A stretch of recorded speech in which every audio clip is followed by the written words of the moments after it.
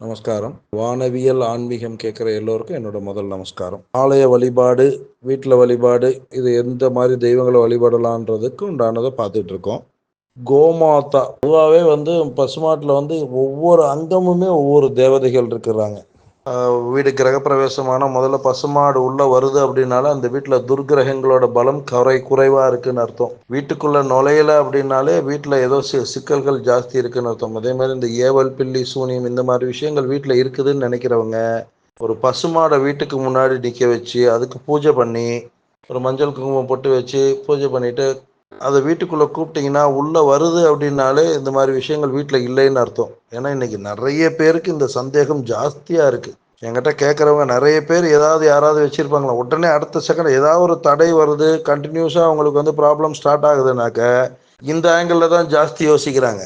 இது எப்படி சாத்தியப்படும்ன்றது முதல் விஷயம் தெரியல. இதை வச்சு நிறைய பேர் சம்பாதிக்கவும் ஆரம்பிச்சுட்டாங்க. இதுதான் காரண ரீதி. ஒருத்தருக்கு ஏதாவது பண்ணணும் அப்படின்னாக்க அவங்களோட குலதெய்வத்தை முதல்ல கட்டி போடணும். இன்னைக்கு நிறைய பேர் மாட்டிக்கிறது பூரா அறகுறையான விஷயங்கள் தெரிஞ்சவங்க கிட்ட தான். அதனால அதில் போய் சிக்கி அதில் பொருள் விரயம், இதில் நிறைய பேர் பார்த்தீங்கன்னா பொருள் விரயம் பண்ணவங்க தான் இதில் ஜாஸ்தி. அதனால பலனடைஞ்சவங்க அப்படின்றது ரொம்ப கம்மி. முதல் விஷயம், இந்த விஷயத்துக்கு சரியான ஆட்களை தேர்ந்தெடுக்கிறது நமக்கு தெரியலை. ரெண்டாவது விஷயம், இதை வச்சு நமக்கு ஏதாவது கெட்டது நடக்குமான்றது தெரியும். முதல் வீட்டில் பள்ளி இருக்குன்னாலே இந்த விஷயங்கள்லாம் இல்லைன்னு நம்ம ஊர்ஜிதமாக தெரிஞ்சுக்கலாம். இதுக்காக வேண்டி செலவு பண்ணி அங்கே போய் அவங்ககிட்ட கேட்டு இது பண்ணி அவங்க ஏதாவது ஒரு சித்து வித்தை பண்ணி இது இருக்குது அது இருக்குதுன்னு சொல்லி உங்ககிட்ட காசை பிடுங்கிறதுக்கு வீட்டில் பள்ளியெல்லாம் நடமாடிட்டு இருக்க அவங்களுக்கு இந்த மாதிரி தொந்தரவுகள் இல்லை. முதல்ல அறிகுறி இதுதான். தெய்வ ரீதி நம்புறதை விட மற்ற விஷயங்கள்ல இருக்கக்கூடியது நம்பிக்கைகள் அப்படின்றது ஜாஸ்தியா இருக்கு நமக்கு.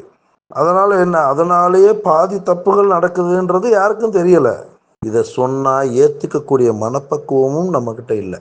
இதுதான் காரணம். வீட்டில் எப்பவுமே துர்வார்த்தைகள் பேசக்கூடாது, ஓவரா சத்தம் போட்டு ஒருத்தர் சண்டை போட்டுக்க கூடாது. இதெல்லாம் இல்லாமல் இருக்குது அப்படின்னாலே வாழ்க்கை ரீதி நிம்மதியாக இருக்கும். வீடு சுபிக்ஷமாக இருக்கும். ரொம்ப முக்கியம் இன்னைக்கு காரண ரீதி அதுதான். வீடு சுபிக்ஷமாக இருக்கணும். காலையில் சீக்கிரமாக எழுந்திரிக்கணும், ரொம்ப முக்கியம். வீட்டில் காலையில் 5 மணி 5:30க்கெலாம், அதாவது பிரம்ம முகூர்த்தம்னு சொல்கிறப்படுற அந்த 6 மணிக்குள்ளே எழுந்திரிச்சு நமக்கு அன்றைக்கு உண்டான காலை கடன்கள் எல்லாம் முடிச்சுட்டு வாசல் தெளித்து வாசல் பெருக்கி கோலம் போடணும். அது ரொம்ப முக்கியமான விஷயம். அதாவது லக்ஷ்மி வாசம் செய்கிற இடம்ன்றது அந்த வாசக்கால். அந்த இடத்த சுத்தம் பண்ணி கோலம் போடுறீங்க அப்படின்னாலே வீட்டில் சுபிக்ஷம் ஆட்டோமேட்டிக்காக தேடி வரும். ஏன்னா இன்னைக்கு எதை பண்ணணுமோ அதை விட்டுட்டு எதை வேண்டாமோ அதை தான் ஜாஸ்தி நம்ம பண்ணுறோம். இது எல்லாருக்குமே தெரியும். பட் ஆனாலும் அதிலிருந்து வெளியில் வரத்துக்கு நம்ம ரொம்ப சங்கடப்படுறோம். ஏன்னா இன்னைக்கு அதெல்லாம் மஸ்ட் ஆகி போயிடுது, இதெல்லாம் பின்னாடி போயிடுது. அப்படி இருக்கக்கூடிய பட்சத்தில் நம்மளோட வாழ்க்கையில் எப்படி நீங்கள் சில பாசிட்டிவ்னஸ் எதிர்பார்க்குறீங்க? இதுக்கு தெய்வ ரீதியில் உங்களுக்கு என்ன ஒரு தெய்வங்கள் என்ன மைனஸு கொடுக்கும், என்ன ப்ளஸ்ஸை கொடுக்கும்னு யோசிக்கிறது இல்லையே. நம்ம பண்ணுற தப்பையெல்லாம் நம்ம மேலே வச்சுக்கிட்டு தெய்வத்தின் மேலே போய் குறை போடுறோம். இன்னும் சொல்லப்போனால் ரொம்ப பேர் சொல்கிறது, நான் நினைக்கிறது நடக்க மாட்டேங்குது. நீங்கள் நினைக்கிறது நடந்ததுன்னா அப்புறம் தெய்வங்கள் எங்கே இருக்குது? இந்த மனோபாவெல்லாம் மனசுல இருந்து மாறணும். நமக்கு சில விஷயங்கள் நடக்குதுன்னா ஏதோ ஒரு காரண நிலையில் நம்ம தப்பு பண்ணியிருக்கோம், அதனால் இந்த விஷயங்கள் நடக்குது. இது குறைக்கிறதுக்கு உண்டான அனுகூல்யம் தான் அப்போ பார்க்கணுமோ ஒழிஞ்சு இதை நடந்ததை வச்சு வருத்தப்பட்டு இருக்கக்கூடாது. அடுத்த செக்ஷன் என்னன்றதை யோசித்து அதில் போகிறோம் அப்படின்னா தான் நமக்கு பலன் உண்டாகும். ஏன்னா நம்ம சரியில்லாத பட்சத்தில் மற்றதை சொல்லி இன்றைக்கி பிரயோஜனம் கிடையாது. இன்றைக்கி இருக்கக்கூடிய சூழ்நிலையில் இன்னொரு பிரச்சனையும் இருக்குது. இன்றைக்கி உத்தியோக ரீதின்றது கரெக்ட் டைம் போயிட்டு கரெக்ட் டைம் வர்றது கிடையாது. எல்லாருமே கண்ட நேரத்தில் வெளியில் போகிறோம், கண்ட நேரத்தில் போய் உத்தியோகம் பார்க்குறோம், கண்ட நேரத்தில் வீட்டுக்கு வரோம். வீட்டுக்கு வரும்போது கை கால் கழுகிறதுக்கு உண்டான சந்தர்ப்பம் கூட இன்றைக்கி வீட்டில் வெளியில் கிடையாது, யார் வீட்லேயுமே. அப்படியே ஷூ காலோட வீட்டுக்குள்ளே போகிறதுக்கு உண்டான பலம் தான் இன்றைக்கி ஜாஸ்தி இருக்குது. எங்கேயோ 1-2 இடத்துல மட்டும்தான் வெளியில் விட்டுட்டு போகிறோம். இல்லைன்னா ஷூ காலோட வீட்டுக்குள்ளே போகிறோம். தலைவாசப்படின்ற ஒன்றை தாண்டி நமக்கு எது உள்ளே போயிடுது அப்படின்னா அது வெளியில் வர்றது ரொம்ப கஷ்டம்.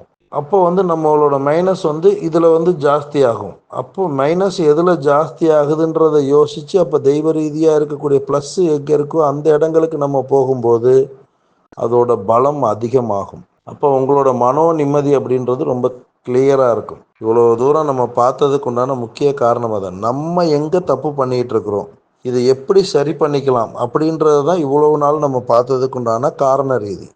ஏன்னா வாழ்க்கை அப்படின்ற ஒரு விஷயம் தெய்வ ரீதியாகவும் நடக்கும், கிரக ரீதியாகவும் நடக்கும்.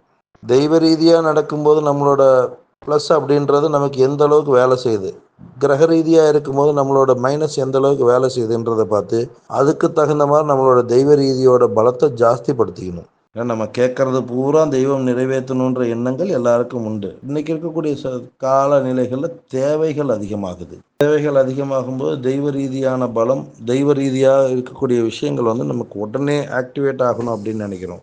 அப்படின்ற பட்சத்தில் தான் இந்த தாந்திரீக பரிகாரம் அப்படின்ற ஒரு விஷயமே உள்ள வருது. இப்போ ஒரு பரிகாரம்னு ஒரு ஜாதகத்தில் ஒருத்தர் சொன்னாங்கன்னா அந்த பரிகாரம் பண்ண உடனே அந்த பலன் கிடைச்சிடணும்.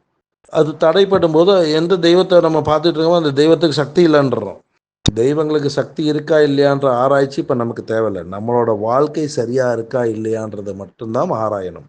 அதுக்கும் கிரகங்களுக்கும் உண்டான பலமும், கிரக ரீதியாக இருக்கக்கூடிய விஷயங்கள் நமக்கு எந்த அளவுக்கு மைனஸை ஏற்படுத்துது, தெய்வ ரீதியாக இருக்கக்கூடிய விஷயங்கள் எந்த அளவுக்கு ப்ளஸ்ஸை ஏற்படுத்துது, இந்த விஷயத்தை நம்ம பார்க்குறதுக்கு கிரகங்களை பற்றி அடுத்த எபிசோடில் பார்ப்போம். நமஸ்காரம்.